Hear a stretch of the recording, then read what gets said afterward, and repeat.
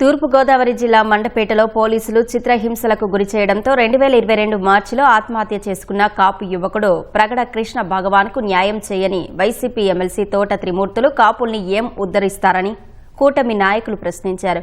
కృష్ణ భగవాన్ ఓ యువతిని ప్రేమించి పెళ్లి చేసుకునే క్రమంలో కర్రీ సోమిరెడ్డి అనే వ్యక్తి అడ్డు తగిలి అప్పటి సీఐ దుర్గాప్రసాద్తో చిత్రహింసలకు గురి చేయించారని ఆరోపించారు. కృష్ణ భగవాన్ మనస్తాపంతో ఆత్మహత్య చేసుకున్నాడని తెలిపారు. త్రిమూర్తులు బాధిత కుటుంబానికి అండగా ఉండాల్సింది పోయి ఇబ్బందులకు గురి చేశారని మండిపడ్డారు. మృతుని కుటుంబ సభ్యులతో కలిసి AP SIDC chairman Vegula Leelakrishna, Janasena, TDP నేతలు విజయవాడలో మీడియా సమావేశం నిర్వహించారు. ఆనాడు తమకు న్యాయం చేయని త్రిమూర్తులు ఇప్పుడు సమావేశాలు పెట్టడమేంటని మృతుని తల్లి, సోదరుడు ప్రశ్నించారు.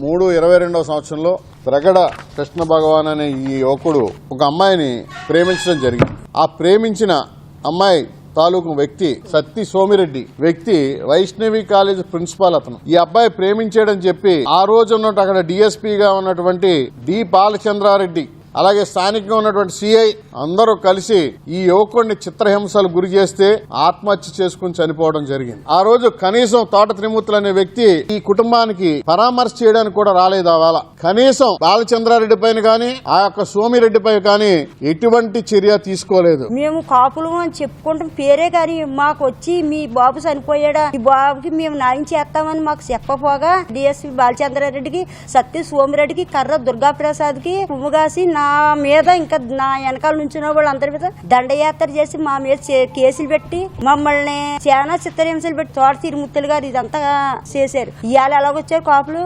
మరి అప్పుడు మేము కాపులం కదా. ఈ నియోజకవర్గంలో మరి కాపులకి అంత అన్యాయం జరిగితే మరి అప్పుడు నిద్రపోయేవా? ఎలా ఇవాళ మేలుకొచ్చిందో కాపులని అనుచరులను పంపించి కేసు ఇస్తాను, డబ్బు ఇస్తాను, జాబ్ ఇస్తానని పంపించాడు. మాకు జాబు వద్దు, డబ్బు వద్దు, నాకు బిడ్డే కావాలి, నా బిడ్డని తెచ్చి అని మా వాళ్ళు నేను ఎంతో పోరాడు. నా ఇంటికి వచ్చి నేనున్నానమ్మా అని భరోసా ఇవ్వలేను అడివి. మరి ఇవాళ కాపులు అని చెప్పుకోవడం నీకు సిగ్గు అనిపిస్తలేదా?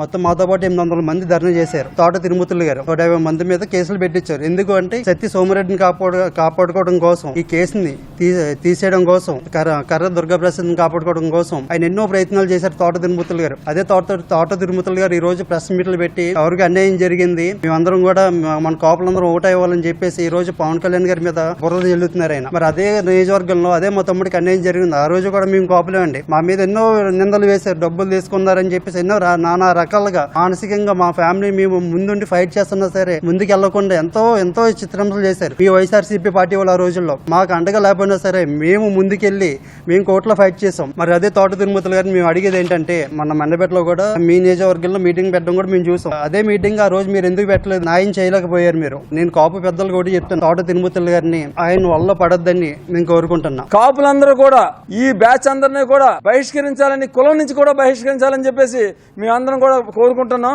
నాయకులు నిజానికి వాళ్ళకి కాపు కులానికి ఏదైనా ఉద్ధరించాలనుకుంటే కాపు కులానికి ఉద్ధరించే విధంగా వాళ్ళు ప్రయత్నం చేయాలి తప్ప మా పవన్ కళ్యాణ్ గారికి ఎక్కడ కూడా కులాన్ని ముద్ర తీసుకురాకూడదని చెప్పేసి అందరినీ కోరుకుంటున్నాం. తోట తిరుమూర్తులు గారు ఏదో కులాన్ని ఉద్ధరిస్తానని చెప్పడం అనేది అది చాలా అసత్యకరమైన వాక్యం. అది రామచంద్రపురంలో టౌన్ లో 22 మంది కాపుల మీద కేసులు కట్టించిన ఘనత ఆయనకే దక్కింది. ముఖ్యంగా వైసీపీ నాయకులు నేను ఒకటే అడుగుతున్నా, 2019 నుంచి 24లో రెడ్డి కాపులైన మీరు ఈ రోజు కాపుల మీద కొత్తగా ప్రేమ ఎందుకు వచ్చింది మీకు?